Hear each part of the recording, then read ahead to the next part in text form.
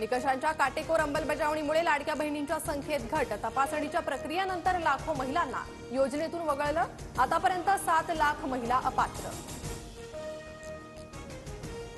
मध्य रेल्वेची वाहतूक सुरळीत। टिटवाळा खडवली दरम्यान मालगाडीचे कंपनी तुटल्यानं डाऊन मार्गावरील लोकल सेवेवर काही काळ परिणाम। संत गजानन महाराजांचा आज प्रकट दिन सोहळा। राज्यभरातून शेकडो दिंड्या। शेगावमध्ये भक्तांचीही मोठी मांदी आली। ट्रम्प पुन्हा देणार तडाखा। ऑटोमोबाईल क्षेत्रावर 25% कर आकारणार, तर सेमीकंडक्टर चिप आणि औषधांच्या आयातीवरही वाढीव कराचा विचार।